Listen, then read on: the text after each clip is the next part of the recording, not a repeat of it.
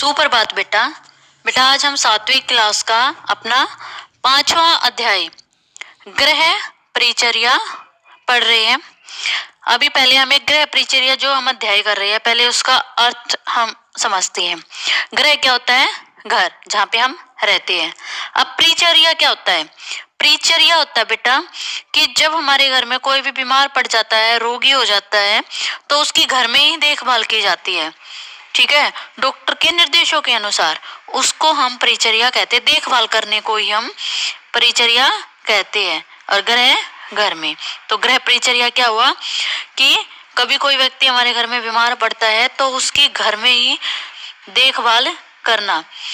लेकिन साथ में हम इस बात का ध्यान रखें, घर में देखभाल कब करते हैं? डॉक्टर के निर्देशों के अनुसार। डॉक्टर जो है अलाउ करता है कि रोगी को ये सामान दे, खाना देना है, इस समय उसका थर्मामीटर से उसका तापमान मापना है, या ये उसको भोजन देना है, तो इन बातों का ध्यान रखना चाहिए। ठीक है बेटा, वो हमारा गृह परिचर्या कहलाता है। अभी इसमें गृह परिचर्या से अभिप्राय ऐसी परिचर्या से है जिसमें डॉक्टर के निर्देशों के अनुसार रोगी की घर में देखभाल की जाती है। जैसे ठीक समय पर थर्मामीटर लगाना, औषधि। थर्मामीटर क्या होता है बेटा? जो टेम्परेचर नापते हैं, जिससे हम उसको थर्मामीटर बोलते हैं। औषधि क्या होती है? दवाई। तथा भोजन देना आदि। कुछ रोग ऐसे होते हैं जिनमें रोगी केवल औषधि मतलब दवाइयों से ही ठीक नहीं होता, बल्कि ठीक प्रकार की देखभाल से भी वो जल्दी ही स्वस्थ हो जाता है। ठीक है बेटा, गृह परिचर्या हुआ कि डॉक्टर के निर्देशों के अनुसार घर में ये रोगी की देखभाल करना गृह परिचर्या कहलाता है। फिर अब हम पढ़ेंगे गृह परिचारक। गृह क्या हुआ? घर। परिचारक हम नया शब्द सुन रहे हैं। अब परिचारक कौन हुआ बेटा? घर में कोई ना कोई जब बीमार पड़ता है तो उसकी देखभाल करते हैं, या हमारी बड़ी बहन है, बड़ा भाई है, या पापा है, या मम्मी है, तो कोई बच्चा बीमार होता है तो उसकी देखभाल बड़े करते हैं। ठीक है बेटा, तो उसको जो व्यक्ति जो कर रहा है उसकी देखभाल, उस व्यक्ति को ही हम परिचारक कहते हैं। ठीक है बेटा, परिचारक वो होता है। घर में कभी कोई न कोई बीमार हो ही जाता है, इसलिए प्रत्येक लड़के या लड़की के लिए गृह परिचर्या का ज्ञान होना आवश्यक है। ऐसे समय जो रोगी की देखभाल डॉक्टर के निर्देशों को अनुसार करता है वह गृह परिचारक कहलाता है। अब पढ़ेंगे हम गृह परिचारक के गुण। जो घर में जो देखभाल करने वाला व्यक्ति है उसमें कुछ ना कुछ गुण होने चाहिए, वो ही अच्छा होगा परिचारक। तो पहला क्या है? परिचारक को धैर्य और आत्मविश्वास से काम करना चाहिए, क्योंकि रोगी का स्वभाव बीमारी से चिड़चिड़ा हो जाता है। तो एक घर में जो व्यक्ति है जो उसकी देखभाल कर रहा है रोगी व्यक्ति का, उसका उसमें गुण क्या होना चाहिए? वो धैर्यवान होना चाहिए और आत्मविश्वास होना चाहिए उसमें, कि उस व्यक्ति को ठीक करने में वो सहायता कर सके। दूसरा है उसे दयालु व हंसमुख भी होना चाहिए, क्योंकि एक बीमार व्यक्ति की देखभाल कर रहा है तो वो दयालु, दया भाव उसमें होना चाहिए और वो हमेशा खुश रहे, ऐसा व्यक्ति होना आवश्यक है एक परिचारक के गुण में होना। तीसरा हमारा है कि उसे डॉक्टर को बताए हुए नियमों का पालन करना चाहिए। चौथा, उसे तन मन ईमानदारी से रोगी की सेवा करनी चाहिए। एक परिचारक के गुण होते हैं। अब हम पढ़ेंगे गृह परिचारक के कर्तव्य कि कौन कौन से कर्तव्य का भी पालन करना चाहिए। मेन रूप से परिचारक को कर्तव्य को 3 भागों में बांटा गया। कितने भागों में? 3 भागों में। पहला है रोगी के प्रति कर्तव्य होता है। दूसरा है चिकित्सक के प्रति। चिकित्सक कौन होता है? डॉक्टर। तो डॉक्टर के प्रति ये कर्तव्य होता है। तीसरा उसका अपने प्रति होता है, अपने स्वयं के प्रति भी होता है उसका कर्तव्य। सबसे पहले हम जो कर्तव्य पढ़ेंगे वो है पहला रोगी के प्रति। एक परिचारक का पहला कर्तव्य है कि वो रोगी की देखभाल करे। तो पहला पॉइंट है रोगी के साथ सहानुभूति और प्रेमपूर्ण व्यवहार करना चाहिए उसको। दूसरा, रोगी के कमरे बिस्तर की सफाई का ध्यान रखना चाहिए। तीसरा, रोगी की शारीरिक स्वच्छता का भी ध्यान रखना चाहिए। चौथा है रोगी को समय समय पर दवाई व भोजन देना चाहिए उसको, और रोगी को आराम का अधिक से अधिक ध्यान भी उसको रखना चाहिए। उसका कर्तव्य ये भी है कि रोगी को पूर्ण रूप से आराम देने में सहायता करे। उसको ज्यादा समय पर ये बोले कि सो जा या रेस्ट करो, घूमो मत, तो ऐसा उसको कुछ करना चाहिए। तो एक परिचारक का कर्तव्य है रोगी के प्रति।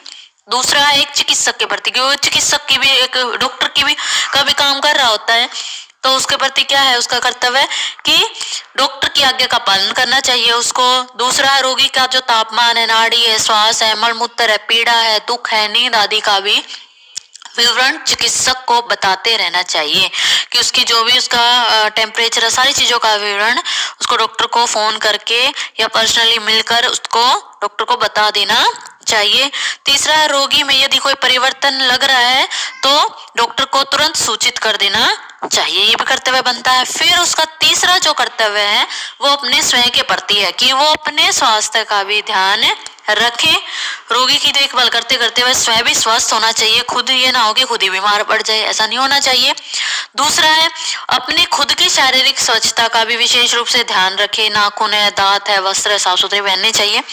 तीसरा है, रोगी के कमरे से बाहर आते ही उसको साबुन से या हैंडवॉश से हाथ धो लेने चाहिए। चौथा है, रोगी की देखभाल के साथ वह इस बात का ध्यान रखें कि स्वयं भी बीमार ना पड़ जाए कभी, तो अपनी देखभाल अवश्य करनी चाहिए। अब है दूसरा पॉइंट हमारा इसमें, रोगी का कमरा। ठीक है बेटा, लेकिन रोगी का कमरा हम टॉपिक जब दूसरा पढ़ेंगे उससे पहले हम कुछ प्रश्न उत्तर हमारे आए हैं इस चैप्टर में। तो पहला हमारा प्रश्न है, गृह परिचर्या किसे कहते हैं और गृह परिचारक के कौन कौन से गुण होते हैं। ठीक है बेटा, तो हमारे पहला क्वेश्चन ये है, तो अभी मैंने बताया था गृह परिचर्या होता क्या, ये यहाँ से लेके यहाँ तक है। फिर परिचारक के गुण जोर दे रखे, 4 के 4 पॉइंट आ जाएंगे। ठीक है बेटा, अब दूसरा प्रश्न हमारा बनता है इसमें, परिचारक के कर्तव्य को कितने भागों में बांट सकते हैं, प्रत्येक भाग का वर्णन विस्तार पूर्वक कीजिए। अभी हमने यही किया था कि परिचारक के कर्तव्य को कितने वर्गों में बांटा था, 3 वर्गों में, और सबके हम क्या करेंगे, रोगी के प्रति, चिकित्सक के प्रति और अपने प्रति सबके 2-2 पॉइंट हम लिख देंगे। ठीक है बेटा, ये सेकंड का उत्तर हो गया हमारा। नेक्स्ट हमारा प्रश्न बनेगा, रोगी के लिए अलग कमरा क्यों चुनना चाहिए, कमरा चुनाते समय किन किन बातों का ध्यान रखना चाहिए। अब ये हम पढ़ेंगे। पहले हम है रोगी का कमरा से आप क्या समझते हैं। रोगी का कमरा, रोगी बीमार व्यक्ति होता है, कमरा क्या, उसका जो रूम होता है। तो घर में जब कोई भी व्यक्ति बीमार पड़ जाता है तो उसको पूरी तरह से आराम देने के लिए उसके लिए अलग कमरा चुन लेते हैं, जिससे कि घर के जो परिवार के अन्य सदस्य हैं वे बीमार ना पड़े और रोगी को भी पूर्ण रूप से आराम मिल जाए, तो उसको ही हम रोगी का कमरा कहते हैं। ठीक है बेटा, ये हमारा प्रश्न है, तीसरे का उत्तर है। फिर है, कमरे का चुनाव करते समय किन किन बातों का ध्यान रखना चाहिए रोगी के कमरे का। इसमें पहला पॉइंट है, रोगी का कमरा घर के सबसे अधिक शांति वाले भाग में होना चाहिए, जिससे कि वो परेशान ना हो, शांत रहे। दूसरा, कमरे में शुद्ध वायु और सूर्य के प्रकाश की किरणें वहां पे आनी चाहिए। तीसरा है, कमरा रसोई घर से दूर होना चाहिए, एक तो धुआं कमरे में ना जाए, सुगंध आएगी तो उसका खाने का भी मन करेगा, हो सकता है कुछ चीजों का डॉक्टर ने उसको परहेज दिया हो, तो किचन से दूर होना चाहिए उसका कमरा। चौथा है, कमरा क्या है, सड़क के किनारे नहीं होना चाहिए, क्योंकि सड़क के किनारे क्या है, धूल मिट्टी भी आएगी, शोर भी आएगा, जबकि एक रोगी व्यक्ति जो होता है उसको शोर पसंद नहीं होता है, तो इन बातों का ध्यान रखना चाहिए। ठीक है बेटा, हमारे 4 प्रश्न भी हो गए हैं और हमने इतना चैप्टर भी कर लिया है। अब हमारा है रोगी के लिए आवश्यक सामान। ठीक है बेटा, रोगी के लिए आवश्यक सामान की, रोगी व्यक्ति के लिए सामान की आवश्यकता होती है हमें कमरे में, तो वो कौन कौन सा सामान उसके कमरे में होना चाहिए और कौन कौन से कमरे में फर्नीचर होने चाहिए, ये हम पढ़ेंगे। और हमारा 5th जो प्रश्न है वो भी हमारा बन रहा है। 5th हमारा प्रश्न है 5वां कि रोगी के कमरे में कौन कौन सा सामान और फर्नीचर होना चाहिए। अब रोगी के कमरे में सामान हम पढ़ेंगे। पहले रोगी के कमरे में सामान होना चाहिए, रोगी के वस्त्र होने चाहिए। दूसरा, थर्मामीटर और तापमान चार्ट हो जाए। तापमान मतलब जो उसका टेम्परेचर था कि उसको बुखार होता, कितना टेम्परेचर उसका था पूरे दिन में, वो हमने एक उसके लिए तालिका बना लेते हैं कि कितना किस समय था, वो चार्ट बना लेना है। फिर है तीसरा, औषधि मतलब दवाइयाँ या औषधि नापने का गिलास जिसमें दवाई डाल के वो दे रहा है, वो होना चाहिए। चौथा, घड़ी है, डायरी है, पेंसिल है, गरम थैली है पानी की या बर्फ की थैली है। छठा, तौलिया है, साबुन है, साबुदानी है, तेल है, कंघी है, शीशा है। सातवां, पट्टी, रुई, कैंची भी होनी चाहिए। आठवां, कीटाणुनाशक औषधि, कार्बलिक साबुन इत्यादि। 9th है, तरल पदार्थ, पिलाने का प्याला, चम्मच, खाने की प्लेट, गिलास। 10वां, रात्रि के लिए हल्के व रंगीन बल्ब होना चाहिए। 11वां है, चिलमची, शैया पात्र या झाड़ू है, झाड़न। तो ये कुछ सामान होते हैं जो उसके कमरे में ही होने चाहिए, जिससे कि उसको बार बार में हमें कुछ सामान लेने के लिए दूसरे कमरे में ना जाए और रोगी का सामान उसके ही कमरे में रहे। तो ये इसके सामान है। प्रश्न में जब 5वां प्रश्न करोगे उसमें कोई भी 7 पॉइंट लिख देना, ठीक है। फिर है रोगी के कमरे में फर्नीचर क्या होना चाहिए। अब एक रोगी वहां कमरे में रह रहा है तो उसके लिए लेटने के लिए एक पलंग व बिस्तर होना चाहिए। दूसरा, एक कमरे में मेज होनी चाहिए जिसमें सामान वगैरह रख सके। तीसरा है एक आराम कुर्सी होना चाहिए जिससे कि रोगी के लिए एक होनी चाहिए और 2 अन्य व्यक्तियों के लिए भी होनी चाहिए कि उसका जो देखभाल कर रहा है या अन्य एक व्यक्ति एक्स्ट्रा आ गया उसका हालचाल पूछने के लिए, तो 2 कुर्सी अन्य होनी चाहिए। तो 3 कुर्सी टोटल होनी चाहिए इसके कमरे में। चौथा है एक छोटी अलमारी होनी चाहिए जिसमें रोगी के कपड़े व अन्य सामान आवश्यक सामान है वे रख सके। 5वां, एक जाली वाली अलमारी होनी चाहिए जिसमें खाने पीने के सामान हम रख सके। ठीक है बेटा, ये इसके कमरे में क्या होते हैं, फर्नीचर। तो 6 पॉइंट रोगी के सामान की सूची बना देना और 5 पॉइंट इसके फर्नीचर है, ये 5 के 5 ये लिख देना। ठीक है बेटा, हमने रोगी के कमरे के आवश्यक सामान हमने पढ़ लिया और फर्नीचर भी। अब हम पढ़ेंगे कमरे में सामान का प्रबंध, कि कमरे में जो सामान को हम व्यवस्थित करते, प्रबंध क्या होता है, व्यवस्था करना। ठीक है बेटा, उसमें पहला की है रोगी का पलंग खिड़की या दरवाजे के सामने नहीं होना चाहिए, क्योंकि खिड़की और दरवाजे के सामने होगा तो क्या हवा की झोंके आएगी और रोगी जल्दी बीमार पड़ जाएगा और दोबारा बीमार हो जाएगा। रोगी के कमरे में कम से कम सामान हो जिससे कि सफाई आसानी से की जा सके। साथ में तीसरा पॉइंट है कि कमरे का फर्नीचर सुव्यवस्थित ढंग से होना चाहिए जिससे कि डॉक्टर, नर्स या रोगी को पूर्ण रूप से आराम मिल सके। चौथा है मच्छरों से बचाने के लिए मच्छरदानी होनी चाहिए उसके कमरे में। गर्मियों में अगर है तो कमरे में ठंडा देने वाला कूलर वगैरह हो सकता है, बिजली का पंखा हो सकता है। और छठा, अगर कमरे सर्दी है तो बिजली का हीटर गर्म करने वाला होना चाहिए, अंगीठी हो सकती है, लेकिन कमरे में कोई भी विषैली गैस ना फैले, इस बात का ध्यान रखें। ठीक है बेटा, सामान का प्रबंध हम इस प्रकार करेंगे। नेक्स्ट है हमारा कमरे की सफाई। हमारा एक प्रश्न भी है बेटा, छठा प्रश्न हमारा है रोगी के कमरे की सफाई करते समय किन किन बातों का ध्यान रखना चाहिए। ठीक है बेटा, रोगी के कमरे की सफाई करते समय किन किन बातों का ध्यान रखना चाहिए। तो रोगी के कमरे की जब हम सफाई करते हैं तो हम अब यही पढ़ेंगे कि किन किन बातों का ध्यान रखते हैं। पहला हमारा है कि रोगी के कमरे को किसी न किसी कीटाणुनाशक औषधि के घोल से कपड़े को भिगोकर पोछा लगाना चाहिए जिससे कि धूल न उड़े। तो रोगी के कमरे में झाड़ू ना लगा के सीधा ही हम डिटॉल से या कोई ऐसा लिक्विड है जिससे कि पोछा लगा सके, कीटाणुनाशक औषधि का उपयोग करना चाहिए जिससे कि कोई भी रोगाणु रूम में ना हो। दूसरा, यदि रोगी कमरे में ना हो तो ही झाड़ू लगाए, नहीं तो झाड़ू नहीं लगाना चाहिए। झाड़ू की जरूरत है तो रोगी कमरे में नहीं होना चाहिए, धूल मिट्टी क्या होगी, रोगी को अंदर चली जाएगी, उसको परेशानी हो सकती है।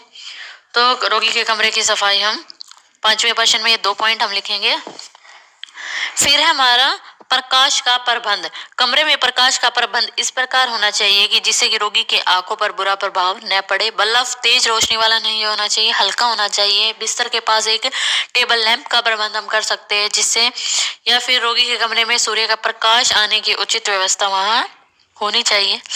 तीसरा हमारा है रोगी का बिस्तर। क्या हमारा रोगी का बिस्तर, तो एक हमारा प्रश्न भी बनेगा आगे कि रोगी का बिस्तर बनाने के लिए किन किन वस्तुओं की आवश्यकता होती है और बिस्तर बिछाने की ठीक विधि लिखिए।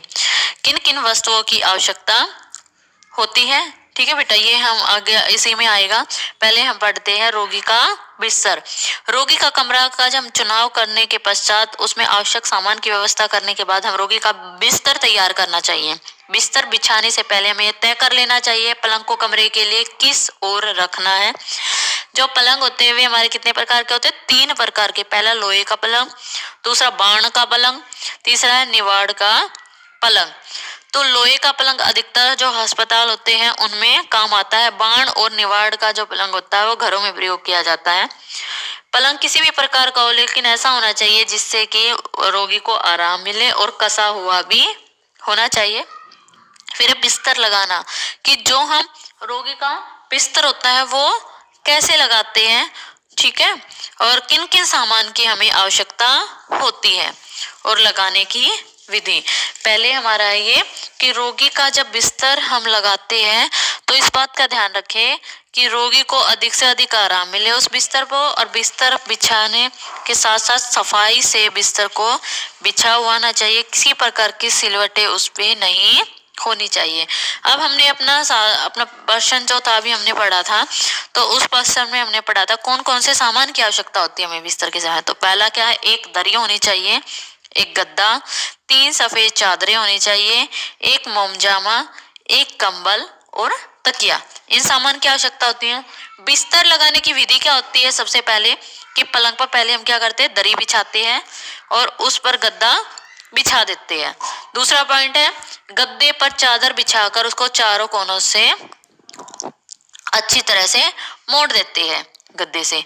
तीसरा, मोमजाने के टुकड़े को जो रोगी की कमरे में घुटने तक लंबा होता है बिछाकर दोनों किनारों को गद्दे के नीचे मोड़ देना चाहिए। देखो बेटा पिक्चर में भी हमें दिख रहा है कि ये बिस्तर कैसे लगा रखा है। पहले हमने क्या किया, दूसरे में क्या किया, तीसरे में ये मोमजाना बिछा रखा है जो आपको दिख रहा है।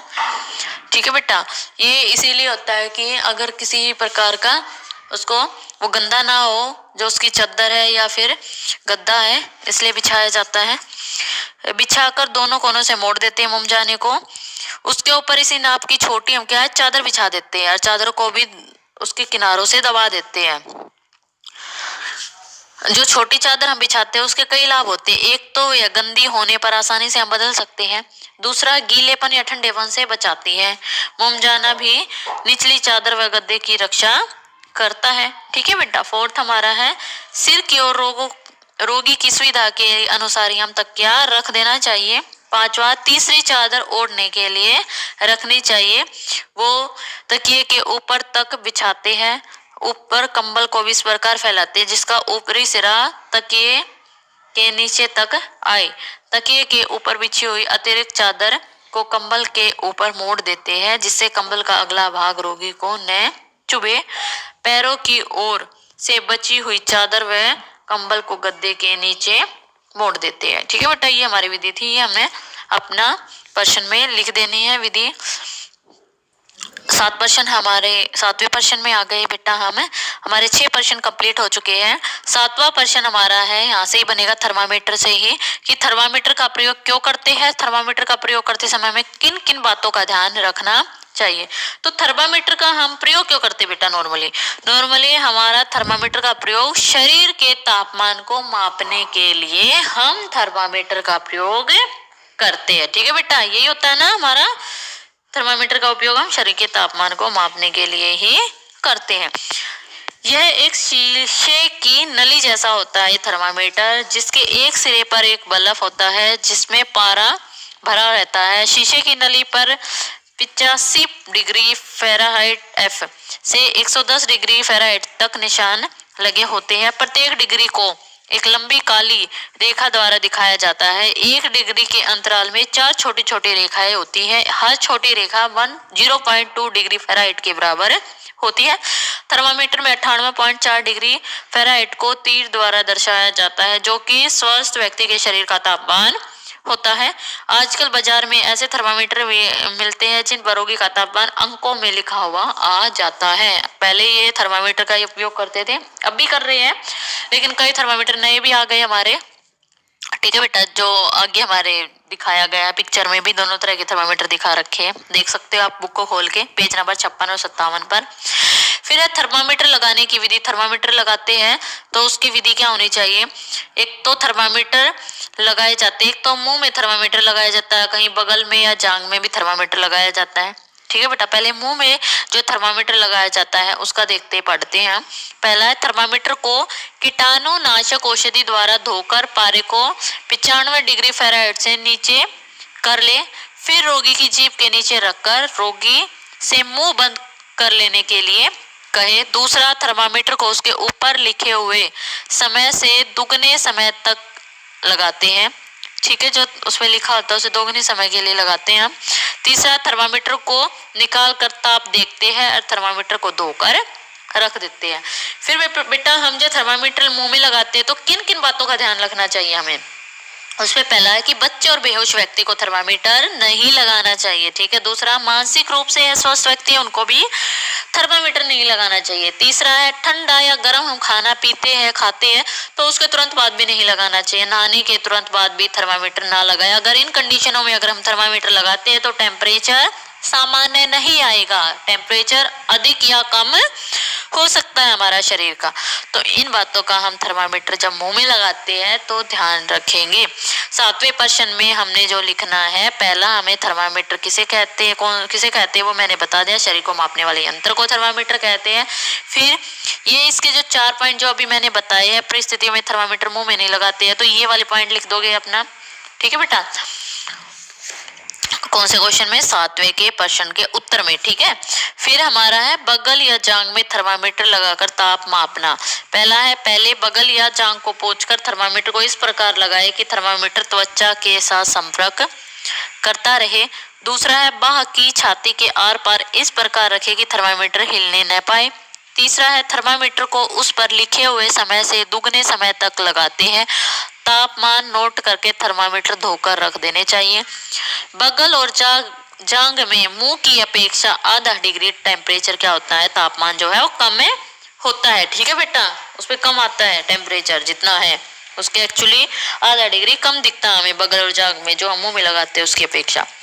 तीसरा ताप लिखना कि रोगी का तापमान गर्म ठीक ठीक देखकर हमें क्या है कागज पर दर्शा देना चाहिए, उसको ही हम ताप क्रम चार्ट कहते हैं। ये दिख रहा है ना आपको काम चार्ट भी, ऐसे हम बना सकते हैं चार्ट।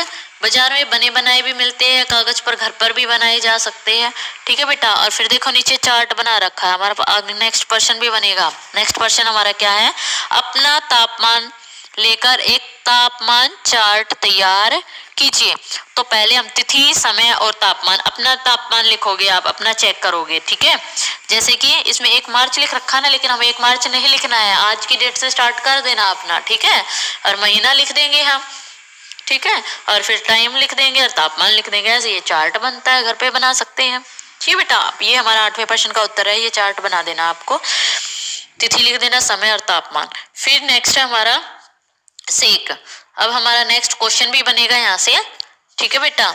सेक क्या होती है? सेक क्या होता है बेटा कि रोगी को कोई भी बीमार पड़ जाता है तो उसकी सुधारने के लिए, वो ठीक करने के लिए ठंडी या गर्म 2 प्रकार की सेक होती है, ठीक है बेटा। उससे क्या है, कभी कभी सर्दी लगने लग जाती है या कहीं पे दर्द होता है तो हम वहां पे सेक का उपयोग करते हैं, तो उसको सेक कहते हैं। अब हम पढ़ते हैं, रोगी की दिशा कभी सुधर जाती है और कभी बिगड़ जाती है। कई बार रोगी का तापमान बढ़ जाता है, कभी कभी सर्दी लगने लगती है या दर्द होने लगता है। इस विभिन्न परिस्थिति में या तो ठंडी सेक या गर्म सेक का प्रयोग किया जाता है। पहला हमारा है ठंडी सेक। नेक्स्ट हमारा प्रश्न भी बनेगा बेटा ठंडी सेक से, ठीक है। अभी हमारा नेक्स्ट प्रश्न है 9वां हमारा है जो वे रिक्सान है, उनको भी मैं बताऊंगी रिक्सान को। पहले रिक्सान कर लेते हैं, चलो। रिक्सान पहला हमारा, स्वस्थ मनुष्य के शरीर का तापमान कितना होता है? अभी हमने बताया था ना कि तापमान वाले में 98.4 डिग्री फ़ारेनहाइट होता है, ठीक है बेटा। सेकंड है बगल में मुंह की अपेक्षा तापमान कितना कम होता है? अभी हमने बताया था आधा डिग्री कम होता है, पढ़ा था ना अभी हमने, आधा डिग्री कम होता है बगल में मुंह की अपेक्षा। तीसरा हमारा प्रत्येक छोटी लकीर 0.2 डिग्री के बराबर होती है। ये तापमान जो थर्मामीटर होता है ना बेटा उसका ही है ये, तो 0.2 के बराबर होती है। दूसरा रिक्सान और रिक्सान को मुंह में थर्मामीटर नहीं लगाना चाहिए। बच्चे और बेहोश को मुंह में थर्मामीटर नहीं लगाना चाहिए। ये हमारे रिक्सान हो गए हैं। फिर हमारा प्रश्न नंबर 10वां, ठंडी सेक का प्रयोग क्यों और किस प्रकार हम करते हैं? ठंडी सेक क्या होती है? ठंडी सेक का उपयोग हम रक्त का जो बहाव उसको रोकने के लिए करते हैं।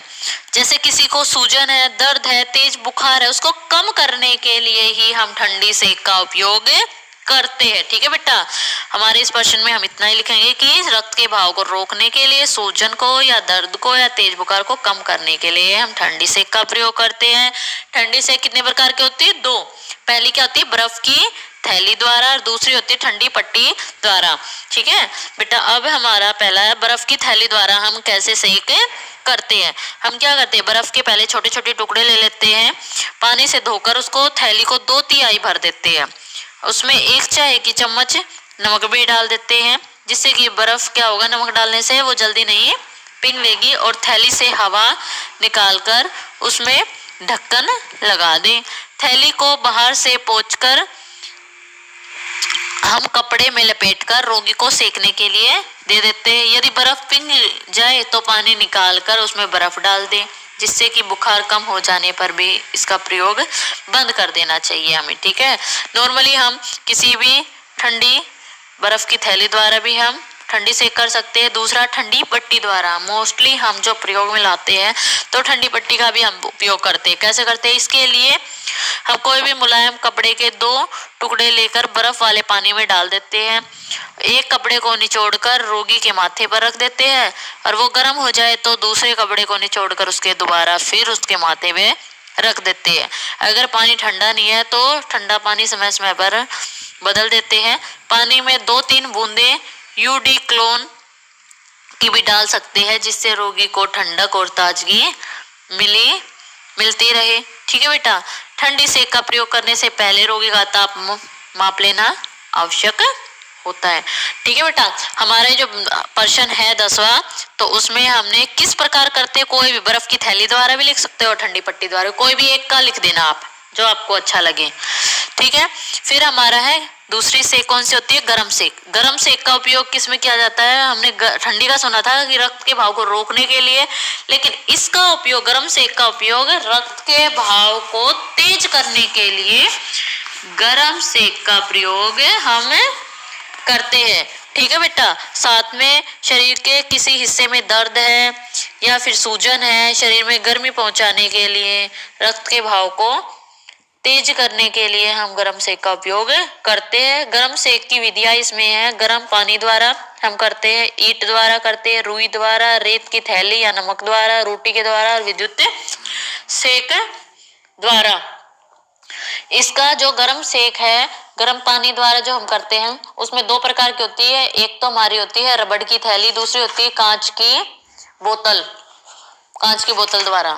पहला हमारा रबड़ की थैली। बेटा हमारा 11वां प्रश्न भी है कि जो गरम सेक का प्रयोग क्यों करते हैं, रबड़ की थैली भरते समय किन किन बातों का ध्यान रखना चाहिए।